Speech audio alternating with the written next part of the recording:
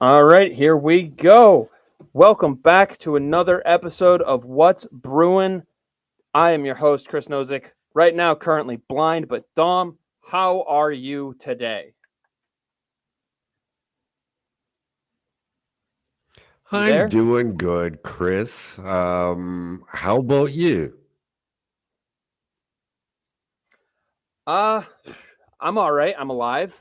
Got an issue going on right now with my eyes and my sight, so I appreciate the extra help here as we want to get through people's comments during the show. But you know what? Always up for talking hockey. Bruins hockey is always fun to chat about. The offseason is officially underway, so it's depressing, but at the same time, a lot to be excited about. So we've got a lot, Yeah, lot of things no, to go over during the show. definitely, Anywhere, definitely. anywhere in particular you want to start? Um, Not really. How about we start with David Pasternak and the news out of Czechia yesterday? I was gonna say, Uh, let's start with that first. That seems to so be a good starting point. for those that don't know, David Pasternak told Czech media that he required hip surgery. He went to Czechia to take part in the World Championships. Um, saw a Something gets lost in the translation when you use Google. They call him a professor. Pasternak said he worked wonders with him on his hips and told Pasternak that he would no longer require surgery, but that remains to be seen. So there's, I guess, a little bit of misinformation based on what Pasternak told the Czech media and what Don Sweeney told the North American media last week that there were no surgeries planned. Well, Mike, here's a question: when did Pasternak get to Czechia for the World Junior for the not World Juniors for the Worlds? Uh, he played in 3 games, so it was well over a week ago. Was it before or after the Sweeney press conference? I believe it was before. So my guess is initially like the Bruins doctors were like, he might need to have surgery. He kind of has one, makes the comment of, well, I'm going over there. I'll have him check me out over there and get a second opinion. He goes to Czechia, and that physician, not a professor, but physician works whatever he does over there. And now he kind of gets word back to them that I don't need surgery anymore. I'm going to see how things go with this. He plays in the Worlds, looks fine, scores the freaking gold medal goal. And obviously that part happened after the press conference. But if you notice how Sweeney said it, no surgeries are planned. As in, by that point, they knew that, okay, right now, he doesn't need surgery. Let's see how it progresses. Yeah. So, we still don't know. He might come back. The ultimate say is in the Bruins doctors. So when they come back, or when he comes back, they'll have another look at him and then decide from there. So still remains a possibility. If it's still a possibility, do you think Sweeney stays as aggressive as he talked about being during his press conference?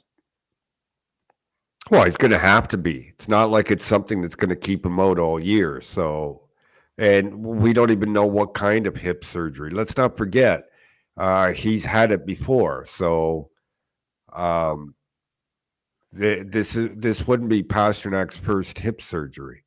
Right. Something that you should be worried about given the long-term contract that he has? No, but it answers a lot of questions about his one timer and what happened to his one timer. Especially, yeah, during the postseason. It just Well, didn't seem like he had it, but yeah.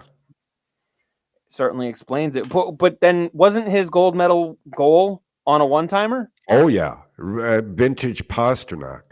So maybe whatever it is resolved at this point, hopefully. So I mean, obviously that remains to be seen, but I think you have to plan to have him all season. Yeah. And I mean, even if you don't, I mean, what is the absolute worst case scenario? He misses the season, and you have a year's worth of his salary on LTIR. Yeah, but he won't miss the whole season. All right, we got some comments jumping in here. Yeah, that's my buddy Court Lalonde saying hi, and Matrix. Is it Mana I think saying so. Yeah. hello? I have to do the reading for Chris tonight because he can't see and I can't read, so we might have some problems. We'll be a little slower on the comments than normal, but I'm familiar with Court. I remember working with him in the past, so I hope everyone in the family is doing well. Court, it definitely been a while, so hopefully everything's going well. But yeah, I mean that being the worst case scenario, Pasternak's on LTIR for the season. I mean, I'm sure there's going to be an unrestricted free agent next year that would happily take a trade to be that missing piece if you get that far. Obviously, you have to worry about that when it comes around, but you know how Sweeney and Gold know how to use this salary cap. So, Yeah, well, it's not going to be a problem. no. So, Let's see. What else have we got here? Court says the family is great. He was away for a bit, but he's back now. Yeah, I follow Court on Instagram, so as well as X, so I get to see all the pictures of where he gets to vacation. Yeah. We'll have to have a chat with him sometime. So, but Yeah. glad to hear everyone's doing well over there, Court. So what I'd like to do too on tonight's show is kind of go through the roster, kind of figure out, you know, what types of moves Sweeney has to make. Obviously, the number one thing everyone wants to do is get into the goaltending, and I promise we'll get there because you have to. Um, but obviously, up front, you have Why don't you put up that roster that I sent you? I'm working on pulling it up right now, so bear with me. Do you want to start with the back or do you want to start with the forwards? We'll start with the goaltending. All right. So Um, goaltending, so let we me explain. Let me explain this to everybody so that they fully understand it. Okay, the cap in the off season is different than the cap during the season. To calculate the cap, we have to have a minimum of 23 players on the roster. That's why you'll see Fabian Lysell listed on there. That's why you'll see um, Johnny Beecher and Matt Poitras on there, and because you have to get to a 23-man roster. Also, any player on a one-way contract or anybody who played on the roster last season for the time they were on the roster counts towards the off-season cap. That so sounds like a lot, but you're also allowed to go over 10% to make up for that. right. So Justin Brazeau as an example. Yeah. So that because I have to supply 25 or 23 names to the roster, that's why you're seeing it the way it is. It doesn't mean that I'm suggesting Fabian Lysell is going to make the roster on opening night. As soon as they sign somebody, he'll be dropped. That's the way this works. Makes sense. So the exercise I want to do is go through and kind of look at the lineup and say what needs to be done at each position, and then kind of look at what some of those realistic options are. Now, obviously, like you said, let's start in goal where you have Swayman who needs a new contract, and you have Allmark who is under contract. You have RFA status for Brandon Bussey. I believe RFA status for Kyle Kaiser, if I'm not mistaken. Although he might No, be, he's a Group 6 UFA now. so he's a UFA. Okay, that was the Yeah. one I couldn't remember. And then you have Svedback and you have Reed Dick, who are not under contract at all, but in the system nonetheless. They're still your drafted property. Well, they only have 4 days left to sign Dick. I was going to say, well, as of right now, he's still in the system, so Right. we'll go off of that. Am I missing anybody? The kid they signed out of the NCAA to an AHL contract. Oh yeah, I can't remember his name. Bischel. Okay. So you obviously have to figure out what you're doing at that position. You have 4 days left to sign Reed Dick. Do you think it gets done? I do. If they don't sign him, I will never understand it. Okay. I will never ever understand it. I will say I think if they don't sign Reed Dick, that means they are 100% committing absolutely to Jeremy Swayman. And the reason why I say that, obviously, right now, he also needs a new contract. And we talked a little bit about it last week. There are some big names that are coming available, and Swayman is a valuable chip, much more so than Linus Ullmark. And we talked a little bit about it last week, and when it comes to your goaltending depth, and it doesn't hurt to see what you could get for Jeremy Swayman if you don't want to pay him $8-9 million. If he's asking for 9.5, 10, I would look to move him and see what you can get, because you know what you have in Linus. I mean, Linus has proven he can bring a young goaltender along, so a guy like Brandon Bussey will be okay with him. And then you have other depth guys like Svedback and Dick in the system. But if you don't sign Dick, then you got to commit to Swayman. Well, yes and no. And I'll say this, because they really didn't, when they brought Swayman up, they really didn't have to commit to him because they had Tuukka Raskin waiting. Now, it turns out that Rask couldn't come back, but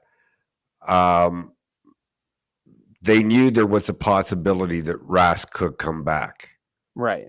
Okay. So it's not like they went into that season 100% committed to Swayman being on the roster all year long. Okay. So we got to get that out of the way. I firmly believe they're going to try and bring in a veteran goaltender for under $1,075,000 that they can put in Providence to push Bussey just in case he's not ready. Like a Keith Kincaid type. Obviously, he's had his turn here, but someone similar to that. Right. Maybe like a Dustin Tokarski or someone like that out of Buffalo, or Alex Stalock, I think, was with Anaheim this year, kind of in a similar role. Someone like that. That's that fringe 4A kind of guy, as they would say in baseball. Yeah.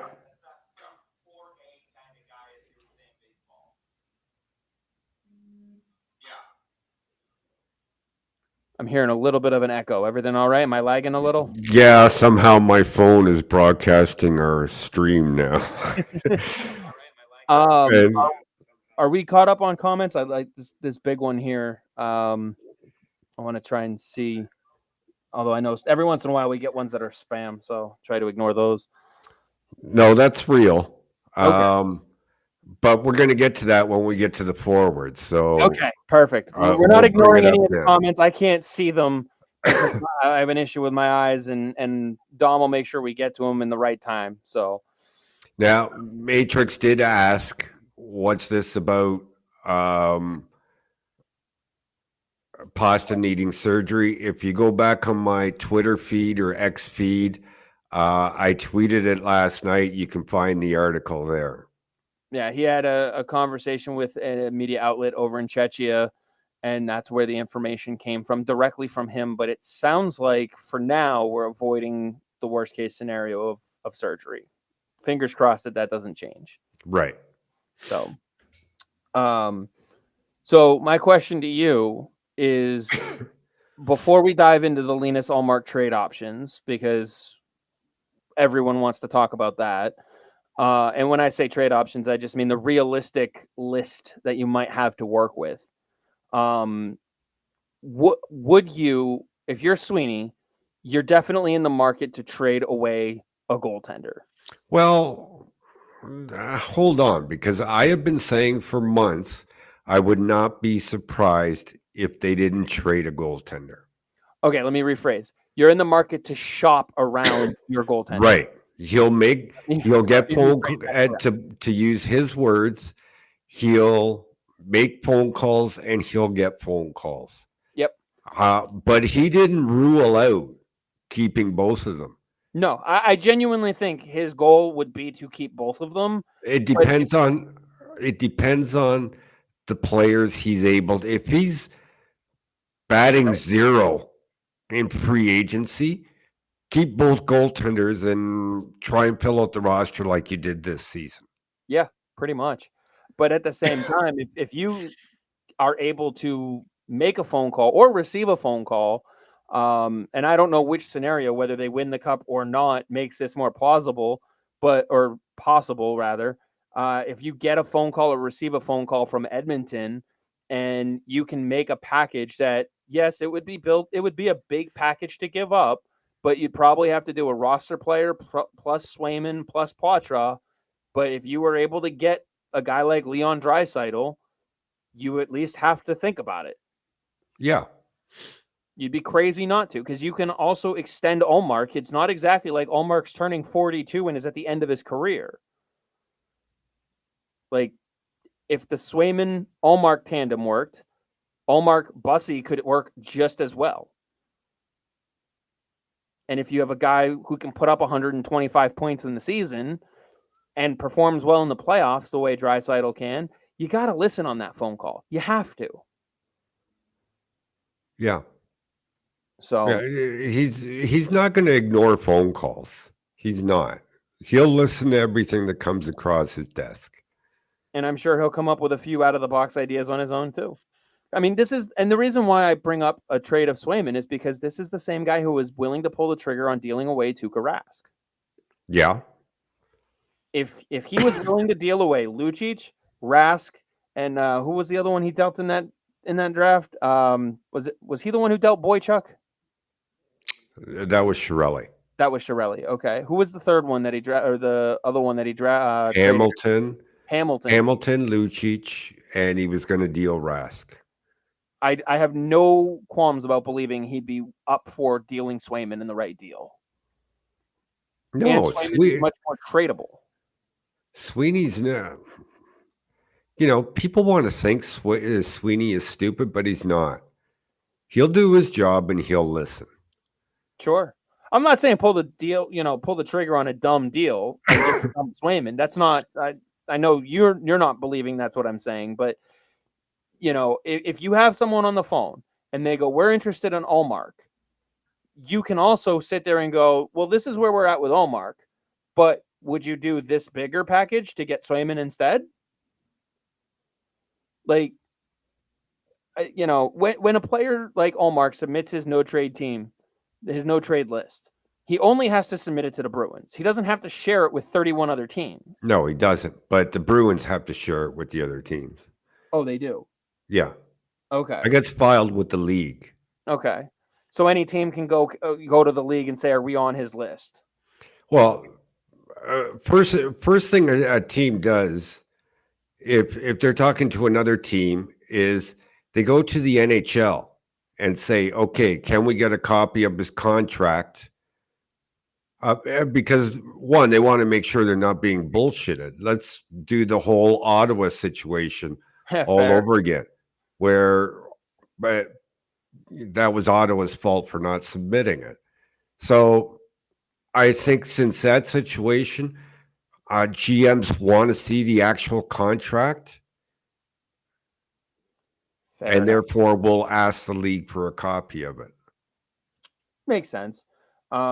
It's with Ullmark having this currently to date, it's still a 16-team no trade list. He takes one team off in July 1st. Yeah, a little over a month and a half. So for now, he's got 16 teams on that list. And I guess the big question is what are those 16 teams? And I feel like when he put this list together last year, he would have been extremely, what's the word I'm looking for? Intelligent about it in a way that would give him the most control because He would have left out most Western Conference teams. he would have put, well, and that's the thing. Like Anaheim, I don't think he would have Anaheim on their list because I don't think Anaheim's in the market for a goaltender. But it doesn't matter. He's not risking it, Chris. He wants to be on the East Coast. He's going to put Anaheim on his list because he doesn't want to go there. He's not going to risk. Like Anaheim's not looking for a goaltender. What if there was a three-way trade where Allmark went to Anaheim, Gibson went to New Jersey, and Boston got something out of it? He's not going to risk it. If he doesn't want to go someplace, he's not going to play games where a year after he submitted his list, 101 things could have changed. So here's the thing. Going into last year, I would say Anaheim would probably not have been on his list. That's why. No, I would say it would be on his no trade list Okay. because he doesn't want to go to the West Coast. Obviously, Boston would not have to worry about the list. Buffalo wouldn't have interest in trading back for him, I don't think, especially given the UPL and Devin Levi situation that they already have, and they had Eric Comrie in there. So with the same conversation we were having about Anaheim, do you think Calgary would be on his list? Because they got Markstrom, Wolf, and Vladar. Yeah. Okay. I don't think Linus Allmark picks strategically. He just does not want to go to the West Coast, and he picks 16 West Coast teams. Okay. For me, it's that plain and simple. I feel like he could have been a little bit more strategic about it if his agent but Linus Allmark had to supply his list July 1st, a year ago. Things change in a year. Yeah. The question is can he change the 15 teams when he resubmits the list this year? I don't know. That has to be negotiated in his contract, and I don't think it is. So yeah, we'll have to. From what I've been told, is he has to drop a team. Okay, he drops a team. All right, that's a little bit different of a negotiation ploy there, but yeah, I mean in that case he probably would have all 16 West Coast teams or as far west as he can get because that seems to be the general consensus. He wants to stay here on the East Coast, but Tampa Bay, they're not going to look to trade for him. The Panthers aren't going to look to trade for him. Nashville's not going to look to trade for him. If anything, Nashville could be looking to deal away a goaltender. Right. New Jersey obviously was interested in him. Couldn't pull the trigger on something last year. They ended up bringing in two goaltenders, Jake Allen and Kokkonen from the Sharks. Mm-hmm. That didn't work so well for him. And Jake Allen even refused a trade to New Jersey at first because he didn't want to be part of a tandem. Right. So if you already got Jake Allen there and you've already given him the starting job to say that you're not part of a tandem, you got to move Jake Allen again. If you're New Jersey, if you want to bring in Allmark. Or you have to sell him hard on working with Linus Allmark in a tandem. Now, Matrix brings Natchez up for Allmark. We heard Elliot Friedman talk about it on his podcast with Jeff Merrick, that he believes there was conversations between Boston and Carolina, but he doesn't know that Natchez was part of the deal. I don't think you're getting Natchez for Allmark straight up. You're adding to it. Yeah, you're definitely going to have to add a little something to it. Not to mention the fact that you have to re-sign Natchez as well as an RFA. So you're going to want to know what that contract looks like before you trade for him, regardless. And with Natchez, like I don't hate the move. I absolutely don't hate that move. But with Carolina, I also look at it and go, we're not as desperate for Linus Ullmark to do that deal 1-for-1 because we do have Pyotr Kochetkov, who played Right. very well. And Now so, let's not forget when there were rumors out of Vancouver that Vancouver and Carolina were talking about uh, Elias Pettersson. Natchez was the big name going back the other way. yeah, that tells you what echelon of players Natchez is considered to be. Right. So, um, we also got to consider that Don Waddell, who was the general manager at the time, supposedly having conversations with Don Sweeney, is no longer there. They don't even have a full-time GM. They have an interim GM. And if he goes to Columbus, does he have the interest in trying to bring, anybody into Columbus if he takes over that job the way that it sounds like it's kind of gearing towards? Right. So, there's a lot to consider now about look, I'm not saying Carolina can acquire Allmark. I think asking for Natchez without anything going back is a pipe dream. And yeah, that could also put Carolina in a position where they could deal Freddie Anderson to, say, New Jersey. Yep, they could deal Anderson to New Jersey and have a domino effect there. I do think you'll see a team like Toronto in the market for a goaltender. And I know there's a lot of Mitch Marner trade talk for a goaltender kind of a thing, but that's not going to be a 1-for-1 deal either. No. You're going to, like that's the kind of deal where they pick up the phone and they're calling Calgary. We want Markstrom. They're picking up the phone and they're calling Nashville. We want Soros.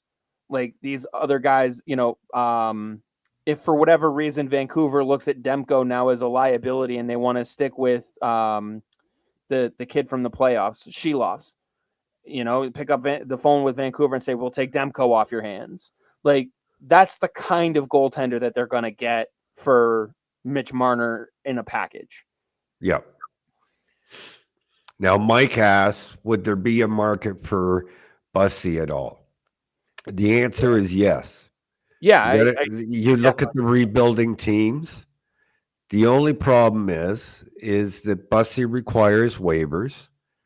So anybody acquiring him is acquiring him for the NHL.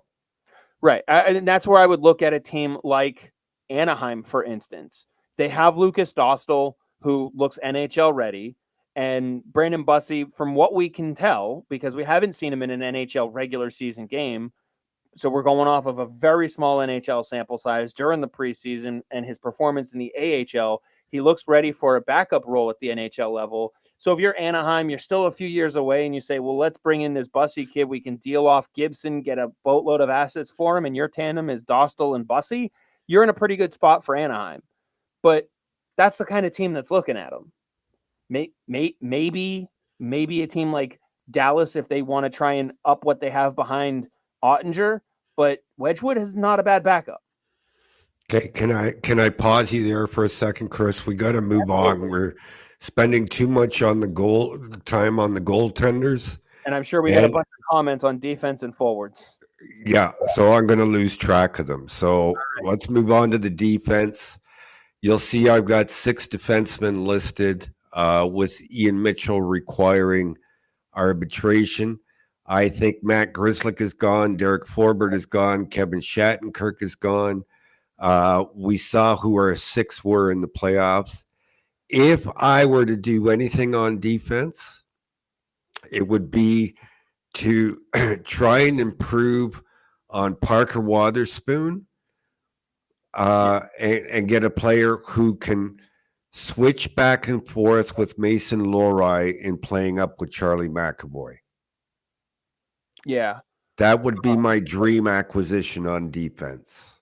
I would look at someone like, for again, your dream target would be someone like McNabb out of Vegas.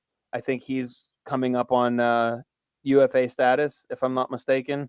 Yeah, or a Dylan or somebody like that. Yeah. There's a lot of names out there that could fulfill that role. I mean, you could even go after a guy like Alec Martinez as a free agent because he could play up, but as a third pairing consistent guy, that works. I mean, would you really be upset if they brought back Shattenkirk and you just kind of rotated him in with Peak and with Wotherspoon on the back end? Yeah, I would, because you're getting rid of dead weight by letting Grizzly Forbert go already. Why bring in more? I Fair enough. want a guy who can supplant Waterspoon, make him the seventh defenseman, and can swap with Lori to play with McAvoy. And Shattenkirk ain't that guy. Right. Makes sense. Makes sense. I definitely feel like there's plenty of those types of guys that you could get. I don't want to say dirt cheap, but I would say under 2.5 million.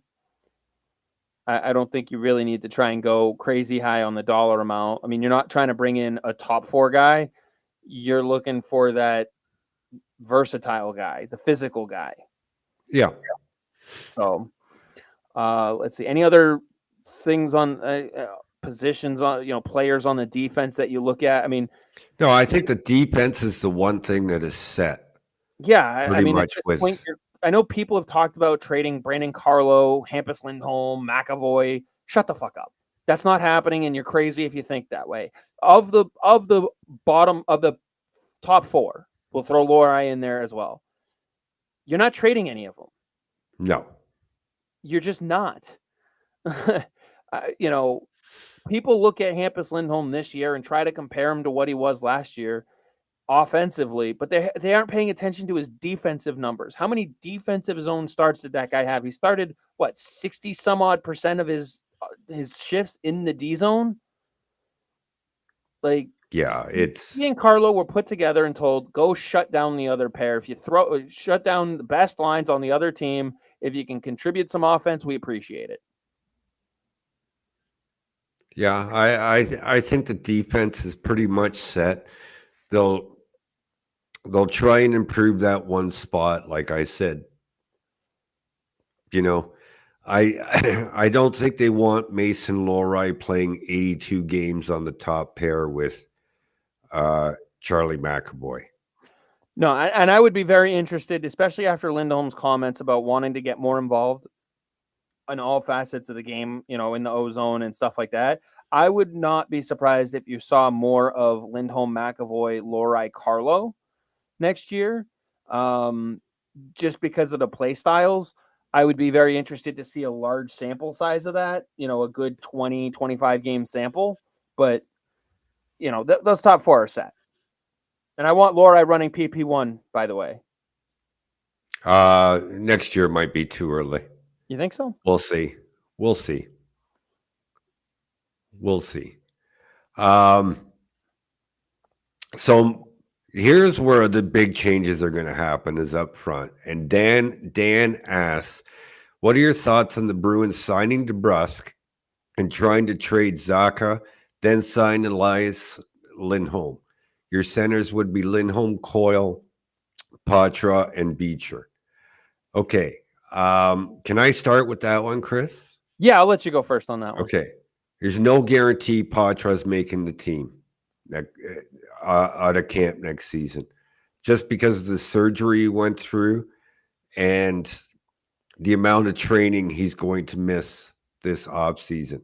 And that's coming from the guy who said a year ago, don't sleep on him making the roster out of camp a year ago. Right. And let's not forget, last year they had the decision juniors or NHL. This year, right. Providence is an option. Right. And it seems to be the perfect one.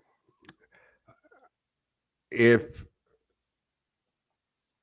trading Zacha is required to sign DeBrusk, then okay.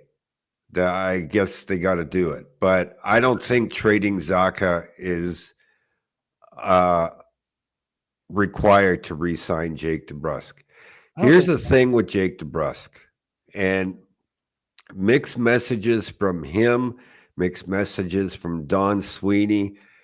This goes back to last September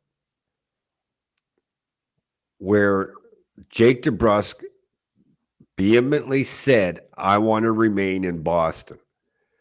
And Don Sweeney came out a week and a half later and said, Jake DeBrusk has to decide whether he wants to be a Boston Bruin or not. End of season, they're making the same comments. I was at a loss last fall as to the comments from the two, but now it makes total sense because when Don Sweeney said it takes two to negotiate, that is now telling me that the Bruins, as per Don Sweeney, were aggressive, trying to sign him, and they tried from last September. And Sweeney or DeBrusk camp just is not moving. Yeah. Do you think with DeBrusk we might see something similar that happened to Tyler Bertuzzi last year, where he hits the market and the market isn't what he expected it to be? No, because the difference between Bertuzzi last year and DeBrusk this year is there's money to burn. Yeah. There's money to burn. I think it's like 14 or 15 teams have over $20 million in cap space. And DeBrusk is, let's face it, a way better two-way guy than Tyler Bertuzzi is. Yeah. The big question for me is if you let Jake DeBrusk walk, who's replacing him on the PK? Well, let me bring up Dan's second comment as follow-up to that, which says, follow-up on my comment. Sweeney and Neely commented at the press conference that the team needs more speed. Losing DeBrusk and replacing him with another speedy winger is not adding speed. That's right, Dan. It's the status quo. Yep. But they also said you need guys to win puck battles. You need guys to forecheck, blah, blah, blah, blah, blah. Those are all things that Jake DeBrusk does. Yeah. Find me a free agent on the market that brings you those things that Jake DeBrusk does. And I guarantee you'll be looking all night because you're not going to find it. Right. And the thing is too, a point that Ty Anderson pounds at home is he's the devil that you know. You know what he can do in this system with this team. Anybody else, okay, let's say you go out and sign Sam Reinhart. Okay, is Sam Reinhart a quote unquote more consistent scorer than DeBrusk? Maybe. Is he a more consistent scorer on this team? Don't know. You just don't. Exactly. I mean, could things change between now and July 1st? Definitely. And I think both Sweeney and DeBrusk said that. But if you're asking me today, I don't think I don't think Jake DeBrusk is coming back. Yeah, no, to me, it smells too much like Torrey Krug to me. Exactly. So here's sticking with the forwards. Here's one Matrix brings up is what about the Ottawa report by Bruce Garrick? I think his name is, yeah, it was Bruce. Correct me if I'm wrong on the name. So Bruce, I believe it was Bruce, is saying Brady Tkachuk. And Steve Stais just quashed that today. I was going to say Brady Tkachuk doesn't make sense for them to deal away. He's the one that makes sense for them to keep the most. Yeah. Like, I saw another. Now, Bruce had another one, so I'm not sure which one the Matrix is asking about. Was that where Shane Pinto for Linus Ullmark. That is more close to a 1-for-1, I think, than Natchez, for sure. I also saw a report. It was obviously a pipe dream. someone mentioned a first-round pick and Jacob Chikrin in an Allmark package. And I was just like, that's not fucking happening. No. Shane Pinto for Linus Allmark, and you'd probably have to throw in something else. Not anything major, but you could be looking at like a, Mark McLaughlin type throw in, or a third round pick, or something, fourth round pick or something like that. Now you might be in the midst of a conversation there, but they have their own goaltending issues to sort out between Korpisalo and Forsberg. That I get why dealing for Ullmark would make sense, but there's another move to be made there for Ottawa. I feel like that would be part of a 3-team goaltending trade where they're shipping, Forsberg out to someone, bringing in Ullmark, and someone else is involved. I think it would be 2 separate trades.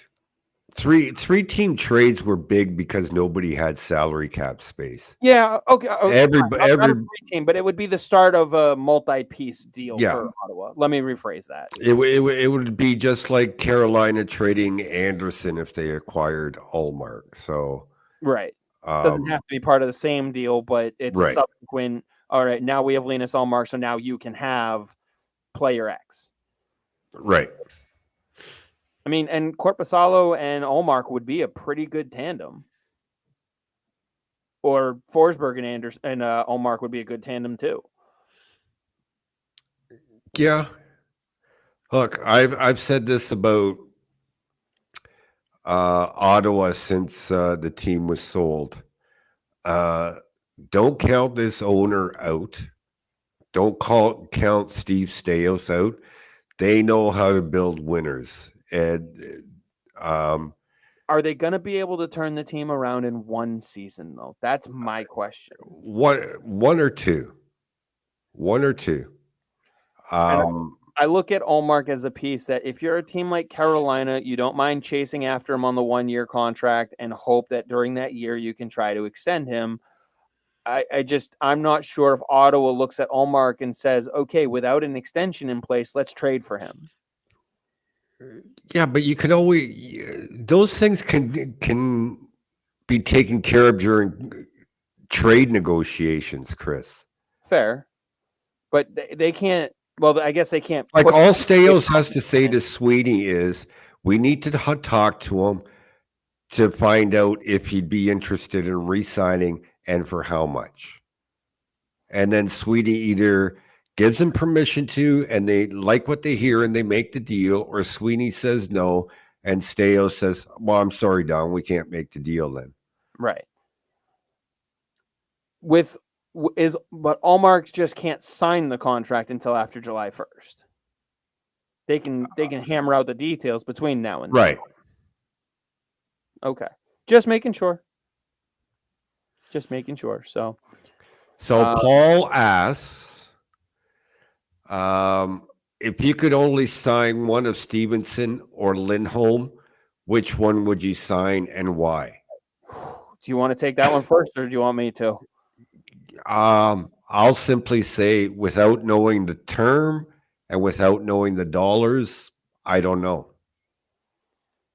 Assuming they're both at fair market value and the contracts are comparable, player on player, I feel like I'd rather have Stevenson.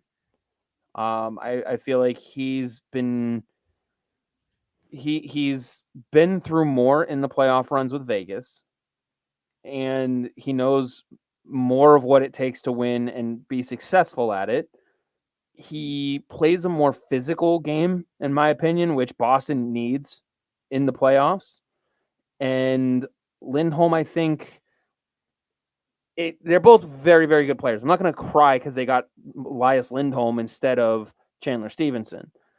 I just think of the two, Stevenson has managed to produce, regardless of who's been next to him, fairly consistently.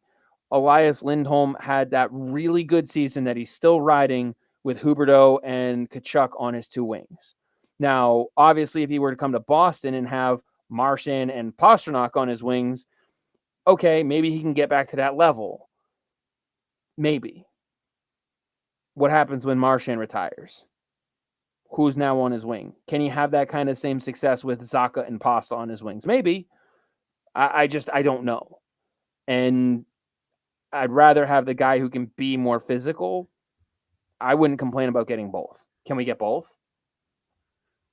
It depends on the price. Yeah. I'll take both. I think Pavel Zaka needs to get moved to the wing. Yeah, agree. And I And think it'll be with Pasternak. yeah, he and Pasta have great chemistry when they're both on the wing. It's proven. Now you just need the right guy to be in the middle of them. Maybe it's Elias Lindholm. If they can make that work, I'm all for it. Again, the cost is what's more important. I heard the great Mick Colagio, and never underestimate Mick, and always believe what he says. He said, "You would never get David Pasternak to admit this to a room full of reporters or anyone for that matter. But if you could dig into his brain, he would want a right-handed centerman." Was Bergeron right-handed? Yeah. That would make sense. That seems to make the most sense because that's what he's most comfortable with. Just like he's more comfortable with a left-handed shot at the point. Yeah. Yeah. And given what Pasternak means to this team, go find him a right shot centerman. Geeky's right-handed, right? Yes. So is Lindholm. That makes sense as to why Geeky was the one moved to the middle to center Zaka and Pasta during the playoff run. Yeah. Could have been Coyle, but I feel like Coyle was better suited with the guys he was with DeBrusk and Marchand, because that was a better two-way line. Let me catch up on a couple of messages here because we're going back to defensemen. So Paul says Brendan Dillon or Alec Martinez. Joel says Joel Edmondson because of the name, obviously. 2 mil, 3 years. Too much, in my opinion. Matrix says Brendan Dillon would be a great defenseman pairing with Peak. Rob, where do you think Allmark ends up? We'll come back to that one. Yeah. Because we want to finish up on the forwards.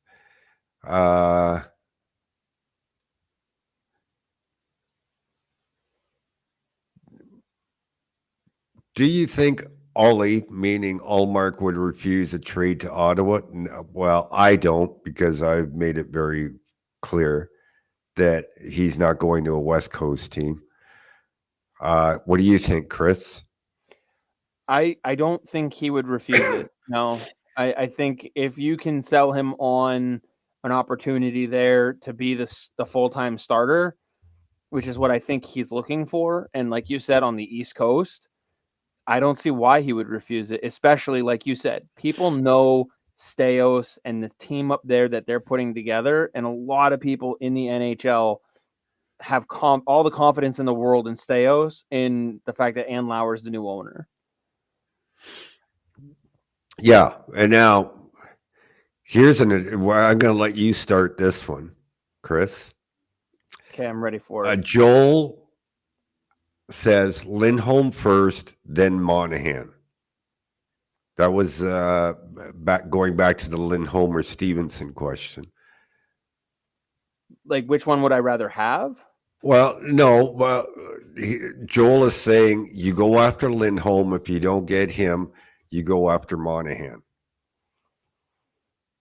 Yeah, I mean, Monahan looks pretty good up in Winnipeg right now. I think they're going to try and keep him. I think he's less likely to hit the market than Lindholm.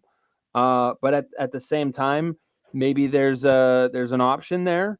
You know, I think Monahan got a taste of winning this year in the playoffs by making it to the playoffs again, and Who knows? Maybe he looks at Winnipeg and says they have a less of a chance to get there than Boston. So maybe he's more open to hitting the free market to come to Boston, but not bad options. Of the two, I think I like Lindholm a little better, just because, I again, a think little more proven with the better players around him, but neither one's bad. I agree, but I also very firmly believe they need to get another centerman. Yeah. I think we're in agreement. Zaka needs to go to the left wing. Coyle can stick with Marchand, and whether DeBrusque is back, but you need somebody to play between Zaka and Pasternak. Matthew Poitras is not that guy this year No. or next season. He's too small right now. He needs to bulk up a little bit, and unfortunately, the shoulder surgery, he may get a little stronger, but not strong enough to center those two. No. And I don't mean that in a detrimental way. I just mean, that what you would be doing is you would be having Pavel Zacha take all the face-offs for him, and then they'd have to switch after the draw, and he would be facing other teams' top centers, and he's not ready for that yet. Right. He's Now, ready with I Davids of the league. I could see him getting a third line chance with Frederick and Geeky. Who, Poitras? Because Oh yeah. Because Frederick can go in and take the draws on the left, Geeky can go in and take the draws on the right if need be, and they're both big enough that they can provide some protection for him. Yeah. Oh yeah. No, I absolutely. And he played with them both this year. Yeah. So I could definitely see it. I think he starts off in Providence because of the shoulder surgery recovery. Mm-hmm. I hope he doesn't get lost in Providence because we've seen that happen before. Mm-hmm. I don't think he will. I think this kid stands out enough where he also understands, go to Providence, get healthy, stay healthy, and work on, because in Providence, with practices, he can also work on his faceoffs. He can work on the few aspects of his game that he's not able to work on during the NHL regular season as much as he would during the American Hockey League regular season. And he would get to spend some quality time with Adam McQuaid on how to take a hit, how to absorb a hit, and all that kind of stuff. Oh yeah, tons of stuff that he would be able to learn down there with McQuaid and his crew. So would I be upset if he spent the entire year down? I feel like he's the first guy called up with a forward injury. I think that's where he would position himself. Someone gets hurt, we need an extra winger or forward for the road trip, he's coming along. Okay, so now are you looking at acquiring two centers then? Depends on who they are. Because your choice is John Beecher on the third line and Patrick Brown on the fourth line. For whatever reason, I feel like this team sees something in Patrick Brown because they took forever to send him to Providence. Is he the greatest player? No, but he has a decent game. And do you also have Boquist on there as well? He's arbitration eligible. Okay, because I do think Boquist is someone that comes back. I think you're looking at Boquist as a guy who can jump between your bottom six. He's a nice utility guy down there. I know everybody's clamoring to bring Pat Maroon back. I don't see it. Unless the plan is to put Brazeau back in Providence, I just don't see Pat Maroon having a spot. What about you? Yeah, it's tough.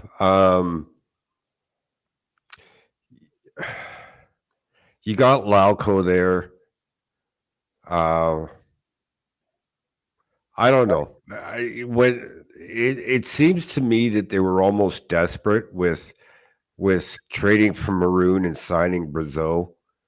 Yeah. Because they knew there was going to be a head-on collision with Florida, and they wanted to get bigger. I was not impressed with either one in the Florida series. Like they lost a lot of puck battles. Yeah, they The two of them. kind of got manhandled, the two of them. I mean, I get it. Pat Maroon brings more in the locker room than just what he brings on the ice, but you Yeah. don't need two guys who play a combined 13 minutes in your bottom six. Yeah. It's so I I don't know. I feel like And when you listen to them talk about wanting to bring more speed, like neither one of them brings speed. exactly. I mean, at that point, you might as well bring AJ Greer back. Right. You know, at least he had some speed. Yeah. So like I don't know. Is there improvements to be made on the fourth line? Yeah. I'm not sure Brazeau's a guarantee to make the NHL roster next year myself. I don't. I don't think so either. Now, I feel Mike has an interesting question here. I wonder if there is a UFA player out there that we are not talking about that could be a sneaky pickup like Geeky was last year. Absolutely, absolutely. Because very rarely do we know what Don Sweeney is going to do. Couple of times I got lucky, but it never. I actually had somebody from the Bruins ask me where am I getting my information from because they thought somebody from within the team was leaking it, and I said, no, it came from an agent. like there is one person out there we're talking about him, but not in the most positive of ways. But I do think he would be a better than sneaky pickup. You already have him. It's Jake DeBrusk. Yeah, Like I don't know what people think are going. What are you going to get for DeBrusk money that's going to be better than Jake DeBrusk? you're not. Nothing. Like even You're not. even it's Teravainen who's a UFA from Carolina. Like I don't hate the idea of going out and getting Teuvo Teravainen. The problem is I think he's going to cost you more than Jake DeBrusk, and Exactly. I don't know that he's going to fit in the system. And he's not a center. If you were telling me you were getting Sebastian Aho from Carolina and he can play Different down the story. middle, I would be all over that. Hell yeah, give me some of that. But not Teuvo Teravainen. He's a winger. And he's not a David Pastrnak type winger. He's not a William Nylander type winger. He's not Leon Draisaitl kicked over to the wing. He's a very good winger, yes, but you're going to pay more for him than you would Jake DeBrusk and probably get about the same out of him. Minus the intangibles. Yeah. Joel asks, can Vegas part ways with Hurdle or Carlson? I don't see it. Carlson is more likely. They just traded for Thomas Hurdle, so they're not going to ship him out of town. That would be like trading Noah Hannafin after they just got him. That would just be dumb. Carlson, I could see them moving on from because he's an expensive third line center for them. It just he's versatile. He's won the cup with them before. Marchessault's already going to be difficult enough for them to try to do anything with. So there's a decision there, but I don't see Boston being in on a Carlson deal. No, neither. They got bigger fish to fry. I feel like William Karlsson is the kind of guy that Tampa would go after if they lose out on re-signing Steven Stamkos. Right. But Joel also agrees with you on Boquist being back. Doesn't think Maroon is back. Back to that third line center spot. Jason asks, any chance Merkulov makes a push out of camp? I think Merkulov is stuck on a wing at the NHL level. He may get a glimpse at center. Everybody talks about him not getting a fair shot last year when he got called up for those 4 or 5 games. And I keep reminding people he wasn't called up to play first or second line. He was called up to fill in for Matthew Poitras. He got the same opportunity that Matthew Poitras got. Poitras ran with it. Merkulov did not. But he didn't. So He and I know where you're going with this. Is he didn't not run with it because he's a terrible player or because he sucks or he something like wasn't that. ready. He That's just why. wasn't ready. Now, Jason, I'll tell you, tomorrow morning is my first of a four-part edition coming out on the Bruins prospects. That's both at the AHL level and outside the AHL level. Um, so it'll take a week to get all four out. Keep an eye out for them because there's some interesting information on it. Now, can he make a push? Yeah, he can, but he's not going on your first or second line.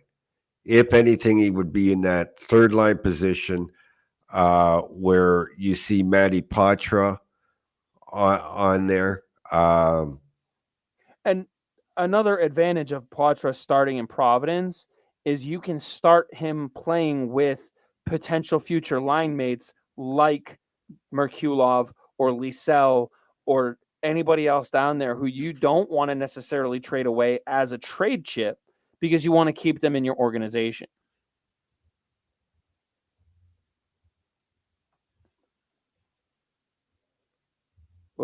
Did I freeze up? No, I was just catching up on comments here. So Matrix says, I think you have to acquire two centers. Lindholm and Stevenson are your best options if the price is right. Well, yeah, but if you're not bringing Jake DeBrusk back, then you have to acquire a winger. Right. Now you've added to the shopping list. I mean, either way, they're on the shopping list. Two centers are ideal, a winger, and that defenseman. Those are the four things that you go shopping for. But if you get three of them, you're happy. You've done well. Right. You hope to hit a home run on two of them. Um, well, you want to I, hit a home run on one and you want to hit a triple on the other. I was gonna say I feel like a home run is relative to what you're getting. I think it's a lot easier to go out and get the defenseman that you're looking for because one, this team is clearly known what they're doing when they're looking at defensemen. Orlov came in overall fit like a glove, which was a move no one saw coming either. By the way, talk about moving in silence. Mm-hmm. And Wotherspoon came out of fucking nowhere. Yeah. Yes, have they missed on a few guys? Yeah, but like even Jeremy Lauzon, they were right on him. They just didn't keep him. Look what he's doing in Nashville. He's playing well. He's a great third pairing guy. He's someone that, depending on what it costs to take him, he would fit the role they're looking for right now. I don't see a reunion there though.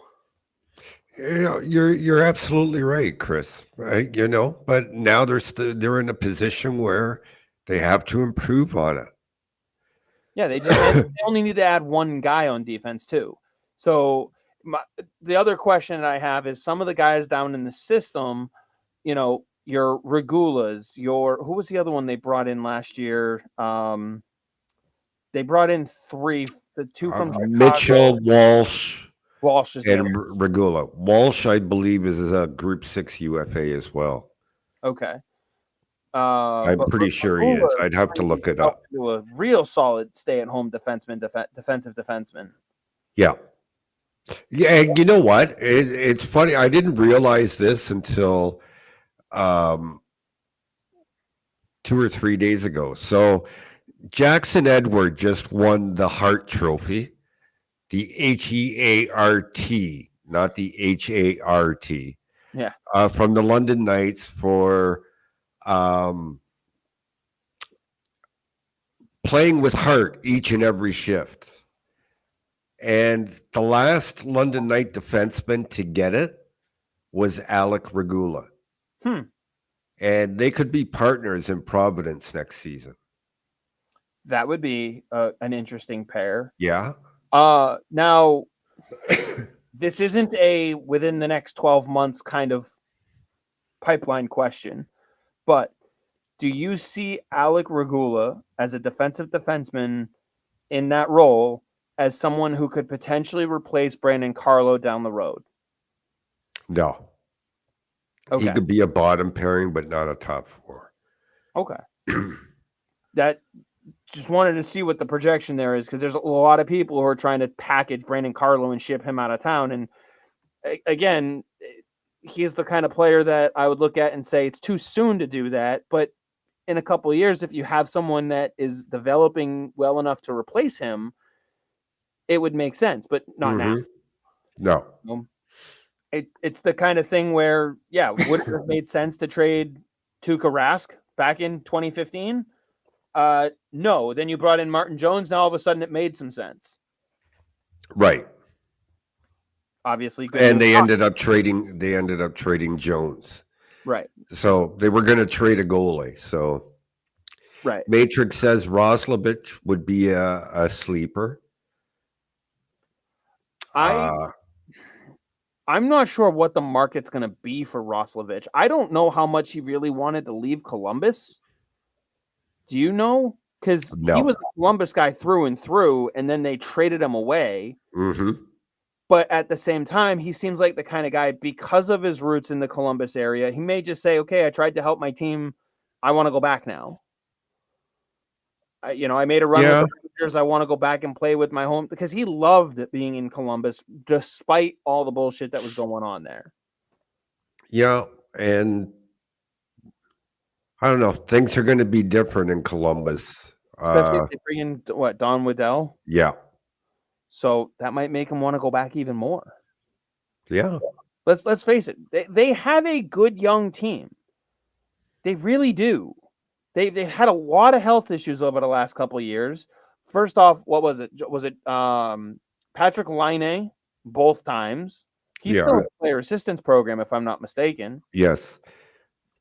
And then was it Johnny Gaudreau got hurt last year? His first year. Columbus has a lot of issues.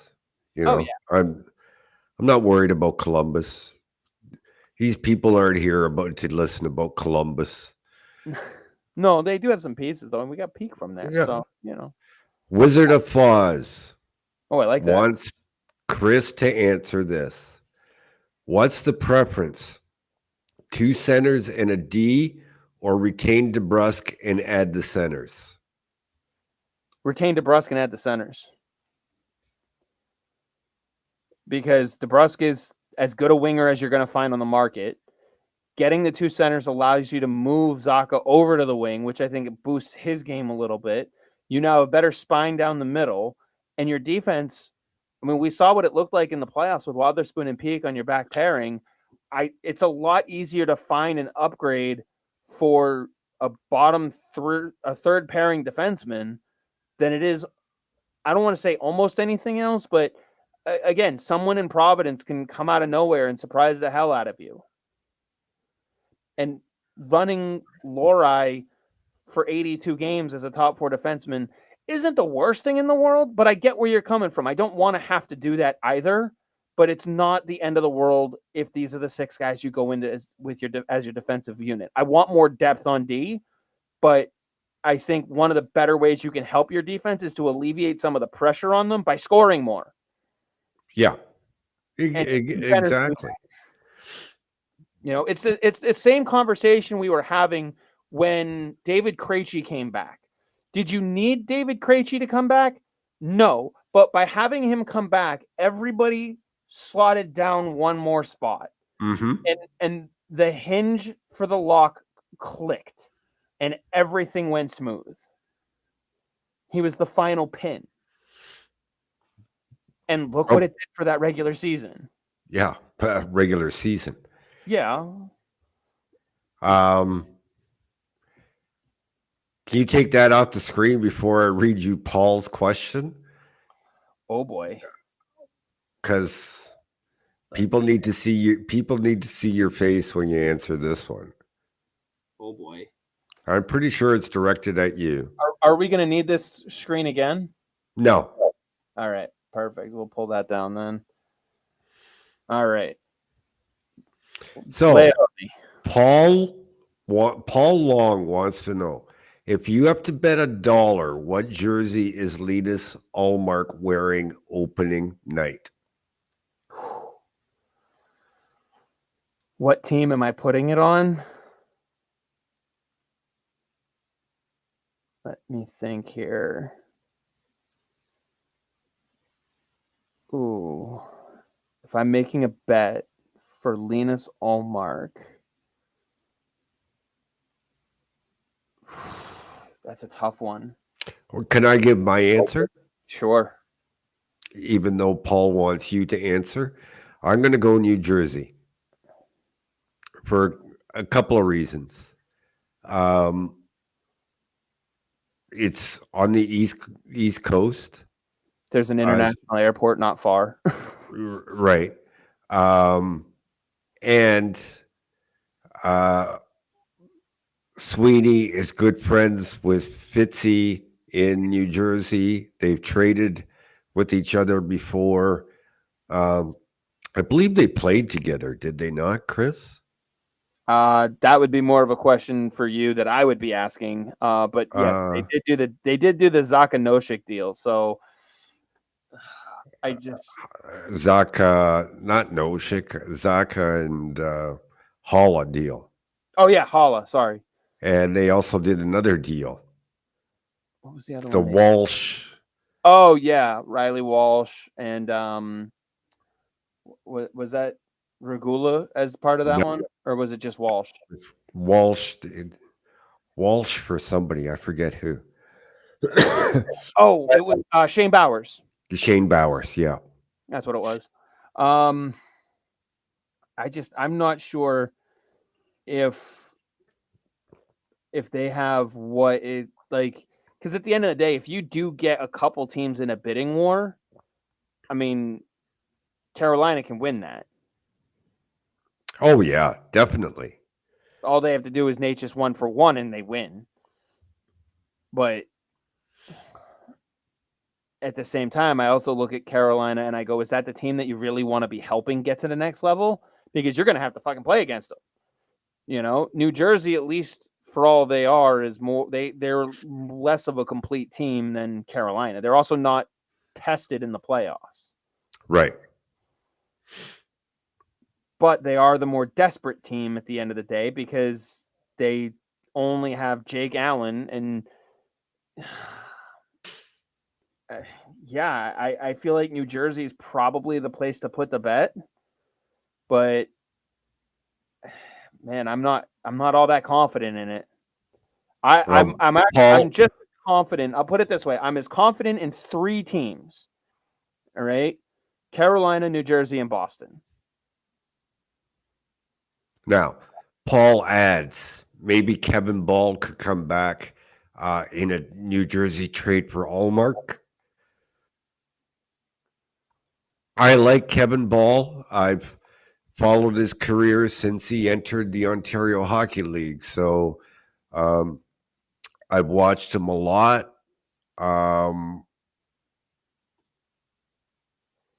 If you're to believe Fitzgerald, where he said everybody was holding him for ransom at trade deadline looking for a goaltender, if you believe Don Sweeney is one of them, then he's probably trying to get more than just Kevin Ball. Probably, yeah. And I also look at the fact that there's other ways that Boston can bolster what they need from just giving up. Like, I get it. People look at Linus Ullmark and go, well, if they trade him off, you have $5 million in cap space more to work with. You don't, because if you bring back a piece, you have $5 million less whatever that piece costs you. Right. So if you bring in a guy who's a $5 million winger, you have gained 0 cap space. So whether they're, and if they're an RFA like a Natchez or, you know, someone else, that player needs a new contract. And what's Natchez's contract going to look like? Ballpark. What do you think? I honestly don't know. That's a tough one for me. That really is a tough one for me. Even if he does a bridge contract for a new team where he's like, all right, give me 3 years at $4.5 million.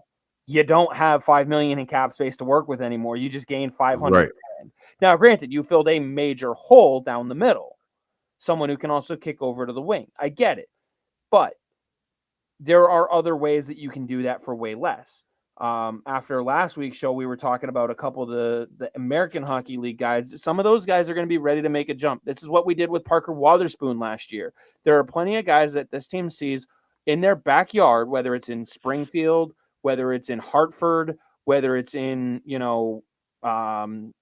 even Rochester. Like, there are plenty of guys that they see on a consistent basis in the American Hockey League, and they'll do with them what they did with Parker Wotherspoon. They'll throw him a little contract and say, let's see if you can elevate to the big club. Some of them can and will. There's a name that we were talking about last week, Will Bitten, I think is how his last name is pronounced. Yeah. I keep going back to this kid because he's solid in all three zones. He's a centerman. He's scoring like crazy the last couple of seasons in the AHL for Springfield. For Springfield. Sorry, you're right. I thought it was Rochester. You're right. And he has been able to score evenly. It's not like he's only an assist guy or only a goal scorer. Like, he's a solid guy who plays a great speed game, and he's going to cost you dirt cheap on money, and it's worth a shot. My understanding from what we were talking about, this kid can win faceoffs. Mm-hmm. Or at least he has the technique. The question is, does he have the strength to do it at the NHL level? We know Poitras doesn't, but he has the technique. So does this kid fall more into the Poitras category? Does he actually have the strength already? He's 5'11", $195. So he's about Poitras' size. So he would have to earn his shot. But I'd take a flyer on this kid in a heartbeat. Throw him down in Providence. Make him compete down there. See if he can move up. Yeah, man, it's always worth a shot. Besides, they're going to need bodies in Providence anyway. So you take the gamble, and it's not really a gamble or a risk. You bring in the guys that you feel have the chance to move up to the next level. Like you said, they did it with Waterspoon. They watched this guy in Bridgeport for 6 years? Something like that, yeah. And all of a sudden he's starting in the playoffs. Yeah, you were relying on him. Yeah, like, why didn't the Islanders ever give him that opportunity?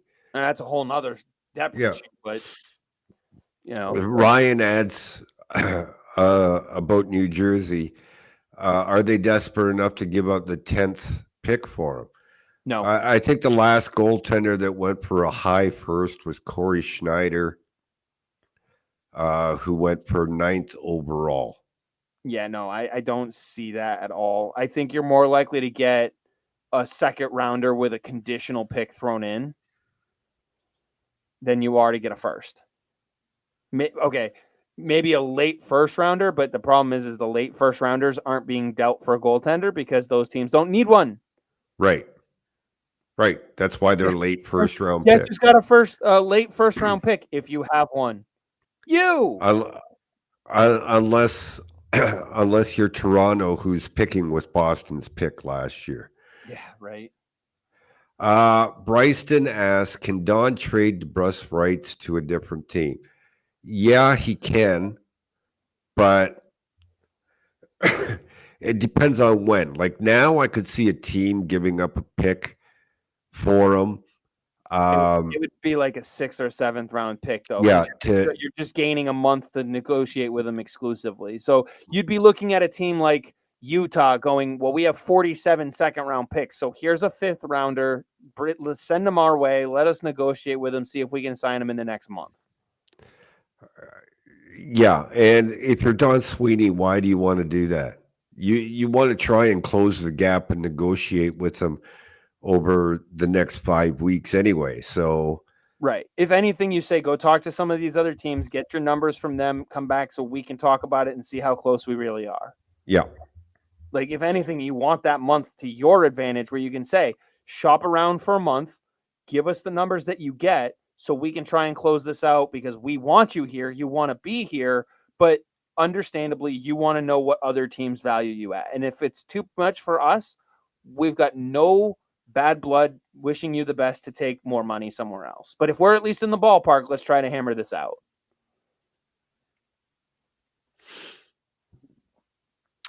Sam asked, what about Mercer? Or what about for Mercer? If you're talking the goaltender from Drummondville in the Quebec Major Junior Hockey League, I think they need to add. But if you're talking Dawson Mercer, I don't think you so. need to add. For Dawson Mercer, I think you need to add. Yeah. And that's where I sit there and I go, okay, you're looking to trade Allmark? Is that what you're looking to do? Or are you looking to trade a strength that you have where you don't want to overpay at the goaltending position? What is it that you're actually trying to do? Because from the crux of it, you're trying to not overpay at a single position goaltender where you've been investing a lot of money, or you will invest a lot of money if you keep both of these guys.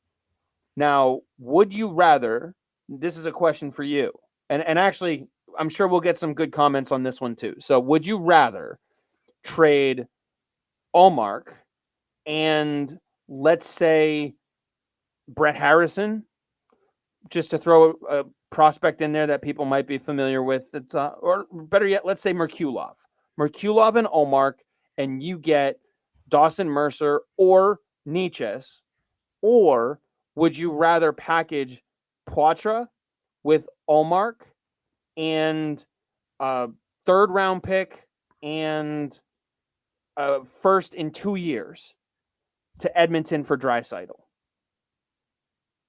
Yes, you're going to pay a hell of a lot more for Draisaitl, but think about his playoff performance, think about his regular season performance, and think about who he'd have on his wings. Well, that hypothetical isn't fair because we don't know that Draisaitl is going to be available. You can only deal for what's. We don't know for sure that Niches or Dawson Mercer are available either. But you can go after them right now. Yes, but you can go after Leon Draisaitl as soon as the Oilers are done. No, they're coming to you for a goaltender. Okay, they're coming to you for Allmark, and Sweeney says, "Okay, so here's who we want off your roster, whether it's Niches or whether it's Dawson Mercer. Now, how are we going to make that deal work?" If Edmonton comes at you and wants Allmark, which no, I've said Swayman. No, you said Allmark. Oh, I meant to say Swayman then. Okay. Because Swayman is the one that they would be targeting. If I'm Edmonton, I'm going strong. That's why I'm saying, would you rather deal off Swayman and get a better return? Yes, it takes more pieces, but you get a higher end player. Or would you rather deal off Allmark and get still a very good player? I mean, these guys are National Hockey League players. You're not going to get crap for return. You're not trading them for a literal bag of pucks. But which deal helps the Bruins now better? They both help. Yeah, but you can't think about now. You got to think of the future, and I'm trading Allmark. You can't make a trade unless you're bringing a rental in at trade deadline for this year alone. You have to think 2-3 years down the road. Well, I'm also saying assume that you have extensions in place with Draisaitl. You can get an extension. Still, I'm making the Allmark trade. Okay. That's why I'm asking the question. Like just the age difference between Allmark and Swayman makes it a no-brainer for me. Even though you have Dick in the pipeline, you have Sven back in the pipeline, you have Bussy almost ready to go. I've got unsigned prospects. Yeah. Okay, I can only make a deal based on the facts and the information in front of me. That's why I'm asking the question. I can't count on Sveta back because he's had a down year. I can't count on Dick because he's not signed. I can't count on Bussy, who's on an entry-level contract and is yet to sign an extension. Well, with that being said, you don't have Jeremy Swayman under contract right now. Right. Yes, you could take him to arbitration, but no one really wants to deal with that. And I think if Jeremy Swayman ends up in arbitration, you better be willing to deal him at the deadline. That's how I'll put it. Because he's not going to re-sign with you at that point. Right. But they're not going to arbitration. I don't think so. But that's why I'm asking the question. Would you rather get the better return for the better player, so on and so forth? I'm not against what you're saying. No, I'm not trading Swayman over Allmark. I'm not. I can understand the fact that. Uh-oh. I think we just lost Dom here. Oh, we got him back. Okay. I can understand you get the better return for Swayman. But the cost to get that better return is just way too much for me. That's fair. And I'm sure we have a bunch of comments coming in now saying to keep Swayman. So, I'm good with the decision. I just wanted to kind of put that poll out there. So, right, here's a bit of a different question. All right, perfect. Would it be crazy to trade DeBrusque rights to Vancouver for rights to Lindholm? Would it be crazy? No. I don't see how that's making you that much better. Because, yes, you get the center, but you just dropped the winger that you needed to keep. Yeah. To, play with that center. So now you've traded one problem for another. Does it help because you have a center? Yes. Centers are tougher to get overall, but it's still swapping one issue for another.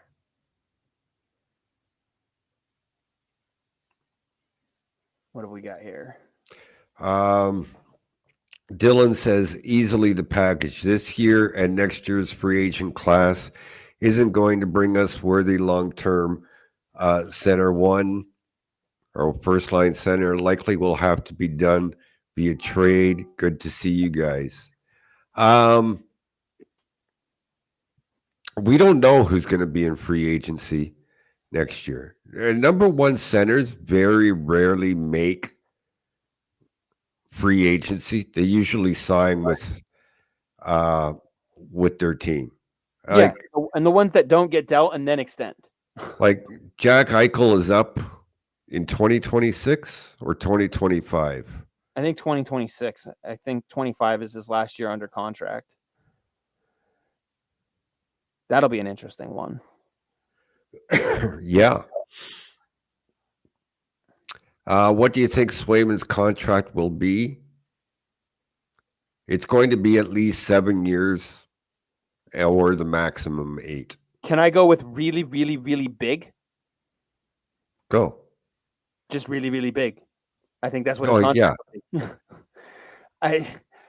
I mean, right now, the guy holds most of the cards after that playoff run. I mean, mentally, he's the kind of guy that you want between the pipes, leading your team in crunch time. That's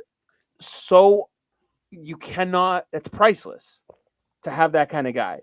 I mean, think about the comparisons that we were having just based on how he was acting in goal.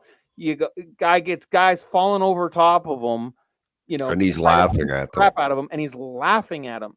Who else did that kind of thing? Who was he being compared to in that moment? Nobody. With the attitude, he was being compared to Patrick Waugh. Oh, yeah. I was going to compare him to Ron Hextall because he wanted to fight somebody. With him either.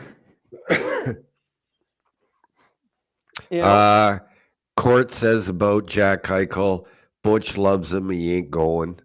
I don't think he's going to hit free agency at all. But no, it's still Vegas, though. And here's the question. Butch likes him. Is Butch going to be there in 4 years when he hits free agency?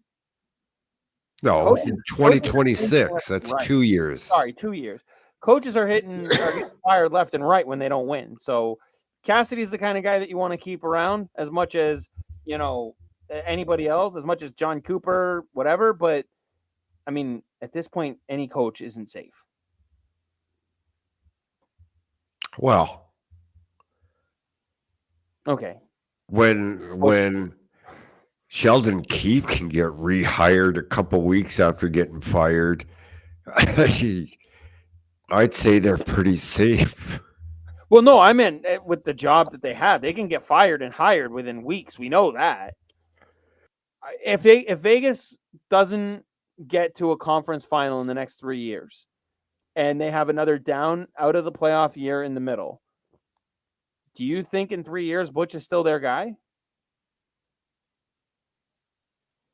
Can you tell me for sure? Would you put money on Butch still being there in 3 years?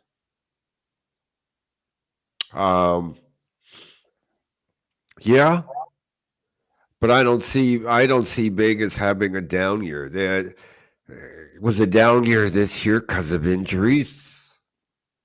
Yeah, they still made the playoffs and still put on a good foot. Again, all I'm saying is he likely to be there? Sure. Can't guarantee it though.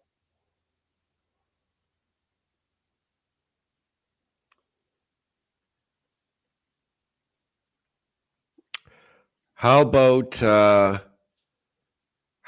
Allmark and Harrison for Chikrin and a first round pick?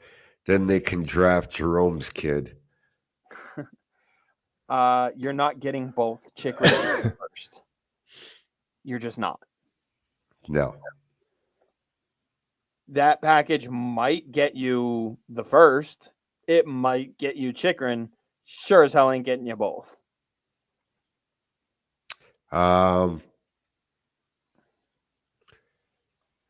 It's an absolute no-brainer to give Swayman whatever he wants under 9.5. And then Sam says, no way, 9.5 million. And he follows that up with 6.5 to 7 max. Prepare to be disappointed, Sam. Yeah. Look at the comps. That's the thing. I think you're going to see. I think this is where term comes into play too, because with the cap going up, you see a guy like Connor Hellebuck just got 8.5. Well, Jeremy Swayman just extremely outplayed Connor Hellebuck in the playoffs, but Hellebuck outplayed the hell out of him in the regular season. So let me ask you, which one's more important, playoffs or regular season? You overpay in the regular season to get the better playoff performance. It just is what you do. So I would not be surprised if he goes, I'll sign for the 8 years, but you've got to pay me more on the front end because I'll be making less on the back end. Yeah. So I wouldn't be surprised if he's pushing 9. No, I think he's going to come in under 8. It's going to be somewhere between 7 and 8. 7,750. It also depends on the structure. I feel like that's the type of AAV we're looking at. Somewhere in that 7.75 range. But the actual salary and bonuses and stuff like that, that's probably what they're working on hammering out. Rob wants to know, do you think Lysell or Merkulov have any chance to stick next year? We answered that earlier about Merkulov. Lysell, and I think we talked about this last week, Chris. I remember having this conversation with somebody. He needs to stick around Boston this year. Forget going home. Forget going to hang out with his buddies. Stick around Boston. Work with the nutritionists here. Work with the skills and strengths and conditioning coaches, and put on that muscle that he needs to put on. And then I think he has a chance. He also needs to work with a humbling coach. Yeah. Someone who can make him realize that, because I remember last year at development camp, I know he was hurt, but he definitely had that swagger to him where he just looked like, I don't need to be here. This is a waste of my time.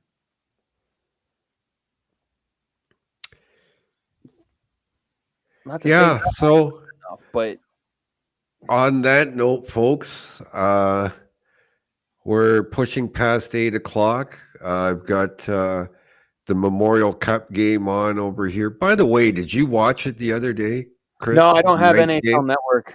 Okay, so the Knights, big four defensemen, which includes Jackson Edward, played the entire first period and most of the second. Their fifth and sixth defensemen barely saw the ice, and the big four put up almost 30 minutes each in that game. Wow. What was the purpose of that? Was it just to keep two Oh, it's defensemen fresh towards the end of the game? no, it's just the way they do things. They don't have a lot. They like to bring their defensemen along slowly, and it makes them better for next year. Fair. That makes sense. What do we have for comments to get caught up on before we head out of here? Um, We can do a rapid fire real quick. First, this one, Dom. You've said good things about Kuntar. How far away is he from competing for a spot? Al, I got my prospect report coming out tomorrow. It's a 4-part series that'll take about a week to come out. I've said on this show a few times that Kuntar is my sleeper for next year. So I think he could make the roster next season if everything goes well. And then Rob adds, do you think Jackson Edward makes an impact next year? Not for the Boston Bruins, no. He's still green. He's got a long way, a lot of work to do. He needs to spend some time with Adam McQuaid about not crossing the line, how to use his physicality properly. Uh, he's a couple of years from Boston yet. That is someone that I'm very excited to see work with Yeah. Quaid go.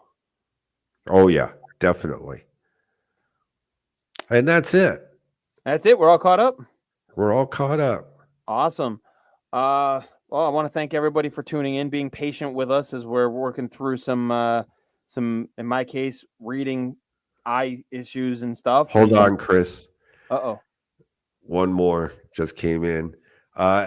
He can go back as an overager, Rob, but he's signed. He'll be in Providence next year. I think that's where you want him to at this point. Yes. So, but yeah, I want to thank everybody for tuning in for another great week. All the comments, again, some patience. I'm going through something with my eyes right now. Should be a bit better in a couple weeks here, but still love jumping on and talking hockey, talking bees. It is literally not work for me. I love doing it. So as much as it's a struggle, even just staring at my computer right now, it's worth it. I love just having the conversation with you, Dom, getting the comments from everybody. So I actually want to thank everybody because it is tough when you don't have your vision hardly at all, honestly. And this really helps it gave me something to look forward to all fucking day. So it's been great. Looking forward to the next one already. So any final thoughts from you, Dom, as we wrap up to end this week's episode? Just to echo everything you said, just as to those that were been asking questions about the prospects, I'll talk to Chris through the week, depending on how he's feeling and stuff. I know he's got surgery in the next couple of weeks. About doing a show exclusively on prospects sometime before the draft, where we'll cover the prospects. Oh, for sure. Yeah, we'll definitely do something like that. Like I said, even though I'm struggling to see the computer screen and everything, believe it or not, everything that I've said has been from up here. I know that's tough to believe, but that's why I've gotten some things wrong. So I appreciate the patience on that, and any corrections and stuff like that. Bear with me, because it's not easy to not look things up on my other screen to my right here while we're doing this, as I normally would. So, but I want to thank everybody again for the patience, giving me something to look forward to here. And we will do more shows. I'm not walking away from this just because my vision's gone for a little while. And like you said, I'm going to have some surgery, get that taken care of, and I'll be okay. It's just a game of patience, which I have none. So this really helps, believe it or not. And I've been struggling to get through all of the last couple weeks worth of audio. They are going out as podcasts, but with the vision issue, it's just a pain in the ass to get everything uploaded. And so at some point, if you're subscribed to us on Apple Podcast, Google Play, whatever, all those things, you'll probably get a slew of back episodes. I apologize for that now, but it's just it's taken that much more work to get it done. But I appreciate the patience, and I want to thank everybody for that. So Dom, with that, I will end with our typical go bees, unless you have any Go bees. That's it. Have a good night, folks. go bees.